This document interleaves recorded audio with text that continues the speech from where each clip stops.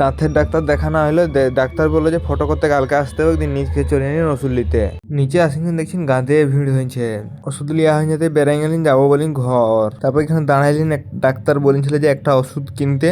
ওষুধ কিনা হয়ে যেতে চলে এলেন রিয়া মেঘা সব শপিং মল, বোনের মাকে নিয়ে করে জামা দেখতে। আসিনে ঢুকে গেলেন ঝকিয়া শপিং মলটায়, কারণ নিচে তো আমাদের নাই, উপরকে যেতে হবে। নিচে যত মাল আছে সব বড় লোকদের মাল, আর উপরে যা মাল আছে সব 50% ডিসকাউন্ট। দেখি বোন একটা লাল রঙের জামাটা পছন্দ করলো, বলছে দাদা এটা আমাকে কিনিন দে। আমাদের কাছে পয়সা ছিল না বলে আমাদেরকে শপিং মল খেদাই বার খাই নিল।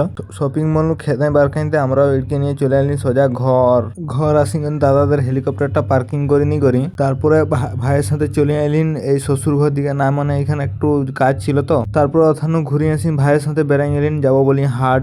তারপরে পৌঁছে গেলেন ভাইয়ের সঙ্গে হাট গরু চড়াতে, না মানে হাটে বাজার করতে।